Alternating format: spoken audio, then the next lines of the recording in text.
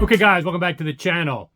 Actually wearing my Linkwitz shirt today, and I should have mentioned them in my other video where I was previewing Expona as a speaker to definitely check out if you haven't. But I always check out Linkwitz many times, have lots of videos featuring them. That last video was mainly for brands that are kind of off the radar, you don't normally see at shows. But definitely, if you haven't heard of Linkwitz speakers, definitely check them out at Expona. And really, before I get to the topic of today, some other preview stuff to give you a little tidbit and preview. Munich. I think I might be going to Munich, and not only going to Munich, which is a bucket list thing for me to cover that show and just attend the show. I might also be doing some facility visits of companies I've always admired and wanted to see, but never been in that area to be able to do it. So that I'm just trying to put that together. Maybe 100% known by the time of Expona, so stay tuned for that. Another tidbit, I know a lot of you that are longtime subscribers will remember Stephanie, the female audiophile. I even have a playlist if you want to catch up, watch some of the fun videos we used to do. There's more comedic value, but she was a female audiophile talking about her experiences, but also we were having fun with the hobby. But she moved to California, so I haven't had any content with her in a long time. But the other girl you see in my intro, Angela, in dancing with the MBL Extremes, she wants to do some videos now. And actually, she's a local celebrity here anyway. So she's used to being in front of the camera, but she's just not had time or wanted to be involved in this realm. But finally, she's come around. I've actually kind of equaled her in celebrity status now. Enough where she gives me the time of day and wants to be on my channel now. So anyway, be looking out for that in the future for a little more fun and comedic value, which I guess is needed now to counterbalance the drama that got started with my previous video, or a couple videos ago, with the Rockport issue. And really, I think that issue is done, in my opinion, because Joseph gave his story, I gave him a chance to tell his story, and Rockport replied, and I made sure to pin that to the top so that people can get both sides' story and then make their decision. Because at the end of the day, and there really was no reason to even talk to 3MA further, because basically everybody agreed on what happened. There was quality control issues, paint issues, communication initially, which created a little bit of bad will, and just there wasn't enough accommodation for Joseph's standpoint that he wanted to pivot to something else and get a refund. And then to Rockport's credit, they gave a refund. There was the other Orions that came in with another paint issue, and there's a debate on that still, but there's not too much I need to get into the weeds on this any more than what we did.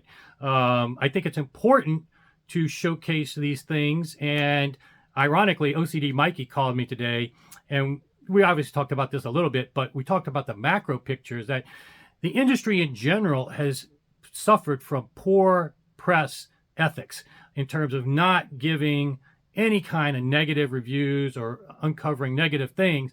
And this is independent of Rockport in general. In fact, much worse cases elsewhere of just brands just creating either snake oil or putting higher and higher price tags with no merit to that price increase, and creating things just for bragging rights. In fact, manufacturers admitting so, that they're just they know that the people buying this stuff aren't even audiophile. They just want to have bragging rights. And that really is fine, because a lot of those people are happy if they got the bragging rights. So live and let live is my motto. But if a company is taking big money but not investing in the infrastructure like, say, a Magico did with their amazing facility, and then other people are charging the same price but don't have that same level of service and attention to detail, infrastructure and whatnot, then there can be times where there's trade-offs for taking that tact. And the reality hits the road sometimes. If you ride on bald tires forever, eventually one's going to pop and you may get in a wreck or have something serious happen. I run my own business. This is a constant thing I have to do. I invest in a lot of technology and high-level people so that I minimize the amount of issues I have. Doesn't make me foolproof, but if somebody else charges the same as me but skimps on all this stuff, I expect them to take the hit when something bad happens, because I've done everything I can to minimize it, number one, and they try to get away with charging the same as me, but getting away without putting that much into the product. So this is always a tough balancing equation, and the industry press is important to showcase the brands that do that better than others.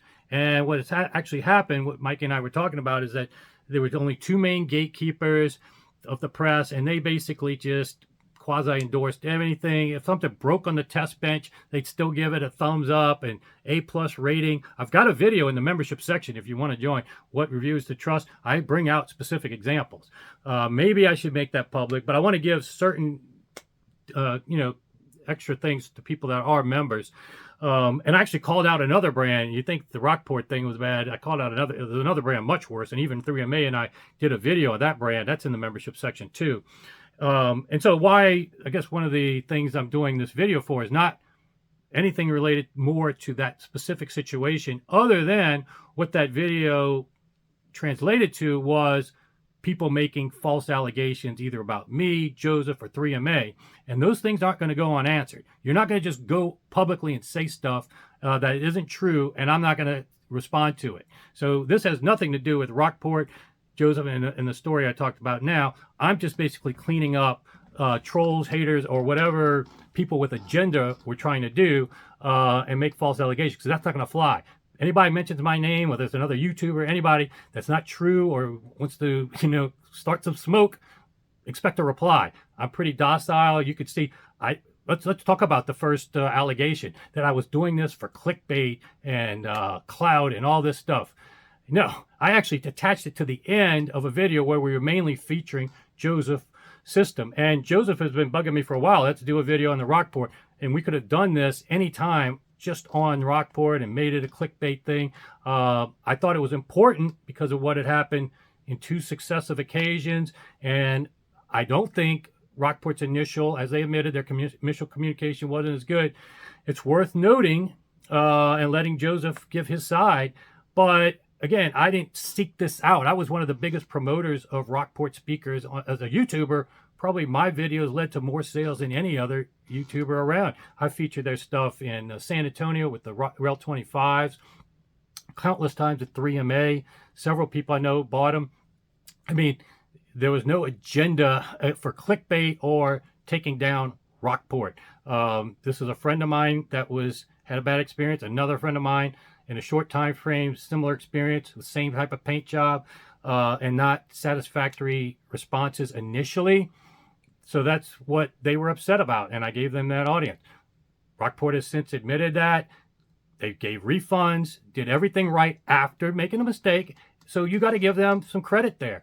And so I think that's not the issue. The issue is these fanboys, trolls and stuff coming in, making allegations about me doing it for this. Countless times I see stuff and I don't make a video just for clout. I could do that tons of times. Every time I see a driver break, every time I see, tweeter, people blowing tweet, I can make fun of all kinds of people. I could create tons of content. That's what my WhatsApp for. We can joke around in there in the privacy and, just shoot the breeze about funny stuff that we would do. But I don't try to make content out of that. I don't ever try to embarrass anybody. But this was a legitimate issue that both sides agreed was legitimate. Okay, so that I want to dispel that notion. The other notion is that Joseph's too picky. I mean, let's see the damage. Well, somehow the pictures got out. Joseph did not send these pictures to anybody in terms of for public distribution. If they're out there, that means somebody obviously agreed that got them and is endorsing what Joseph is saying and putting them out there. But he's not putting them out there. I'm not sharing anything with other people. No agenda on our side other than do our video, be done with it, move on to the next video, which I had already done. So these people that want to make these comments that Joseph's too picky and whatnot, the damage isn't really significant. The other allegation was what brand would offer a refund other than, Rockport? No, almost every brand would offer a refund. I think even Rockport would agree with that. I mean, you cannot get somebody super excited, charge $60,000 plus another 10, 20,000, whatever it was for the extra paint job, make them wait, then wait again in terms of delays. They're super excited when they finally get them and then have paint issues that they paid extra for. You got to understand that is going to upset a customer. And so Joseph was in his right, and he had other people come over there, check the paint, make sure they agreed, yes, this is not really something I would accept. So it was not just him alone, him being picky. And again, Rockport stepped up in the end and took care of it. But the notion that Joe's picky or there's any kind of special agenda, that's not going to fly. You want to make those public comments, expect a reply. A lot of these people, though, and one of them was a dealer for Rockport. I didn't know at the time. Thanks to OCD Mikey, he brought that to my attention. He called me today, and we were talking about the industry in general and how, you know, like I was talking about with the industry not stepping up to the plate. But yeah, that was what I found out is the people that were making all these comments had a vested interest in spinning a positive for Rockport, which I can understand. If you've got Rockports on order and you have had a good experience with them, yes, you're, and I let those comments stand, but you are a little more biased. And again, nothing with Rockport had to do with performance of the speaker or anything like that. I don't think you're going to have this issue going forward. I'm pretty sure they're going to stick very close to their quality control going forward. So again, this is dealing with trolls, haters, people that want to bring up stuff. The other allegation was that 3MA had just become a dealer of Magico and was trying to pivot Joseph to that. Totally just delusional. I mean, this was a huge risk for them and a headache, hassle of time. All the time they spent setting up the and waiting for the Cygnus and then setting them up. And then Joseph had already sold his other speakers, and then now he's got nothing he wants to keep in his home. They had to give him a loaner pair that was potentially could have been in their store selling, and then he did not choose even Magico because of 3MA. Obviously, 3MA was a dealer. It was shortly after it became a dealer. It wasn't even planned in advance. But what happened was Joseph went to another person's house in Houston that had Magico speakers, and that's actually what sold him on the Magicos. There wasn't even anything at the time that 3MA had. And 3MA did give him the S7s, but it was really that demo with another person in Houston that sold him on it, as well as the factory tours, which he wanted to get a little more understanding. Next speaker he was going to spend that money on this time, what kind of quality controls. And so my video tour, and as well as 3MA, when they came back raving about the facility, that is what gave him the interest in Magico. So again, you got to get your story straight. If you put out false information, expect a reply. That's what this video is for, not for further drama with Rockport, who has handled it, and 3MA's handled it. Joseph moved on. It's done. Now, there's also the aspect of another YouTuber, Jay, and I'm talking about the Jay, not the Jay in Canada with the big channel, the Asian gentleman. I'm talking about the guy, the bald guy with the tribal tattoos, the flipper.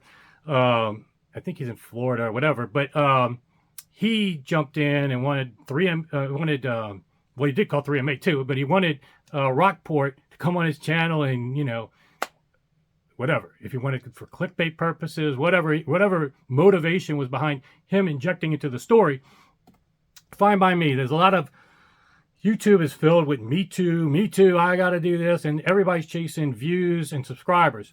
But I have a company that actually helps with social media marketing and all this, so I know all the tricks. You can hashtag 100 different companies, do the Mr. Beast thumbnails. In fact, just for fun, I did a Mr. Beast style thumbnail. He's the one, if you want to copy anybody, not me, although I'm happy to have fans and people want to copy what I do, that's fine. But Mr. Beast is the guy that's slaying it on YouTube. He does a lot of studies and algorithm and psychological things. And he's the one that if you see these thumbnails where the guy's got a crazy surprise face and then whatever the topic of the day is, he's known for those thumbnails and studying how important that is for getting clicks. So I did a Mr. Beast tongue-in-cheek thumbnail today to fit the theme of the story of, okay guys, sorry, I got a call in while I was filming, and it was actually Edgar with Theoretical Applied Physics. We had a Bach for Mac installed tonight, so I had to go do that for a couple hours. But I wanted to wrap up. I think where I was leaving off was wrapping up this video where I think I was talking about YouTube in general, and that, again, the purpose of this video was not anything more related to the drama specifics and Rockport, 3MA, and Joseph, but addressing people that were calling out and doing some false allegations, whether it was against me, Joseph, or 3MA. And again, just to make it clear, I do not do things just for views, like, subscribe. You don't hear me hustling any of those things, because in my opinion, the more important thing to do is focus on your reputation and credibility. Views and subscribers, what everybody tries to chase, YouTube really doesn't even pay you that much money for it.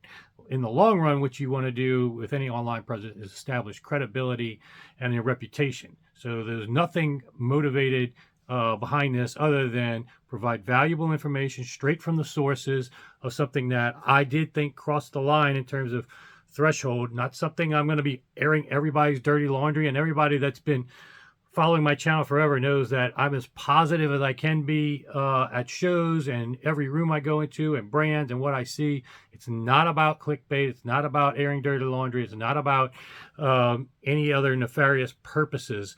But it's also not about covering up things that should be highlighted in the industry and giving customers a voice when they want it that I think is legitimate and in hindsight, the company agrees with and has made changes to.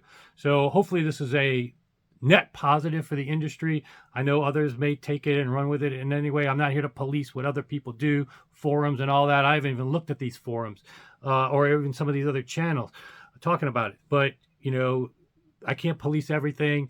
I'm just setting it straight from my perspective, and you're hearing from the horse's mouth and the people that are actually involved. You're smart enough to know what to do and who to judge and who to take seriously or not, and whatever you want to do with it, you now have the information.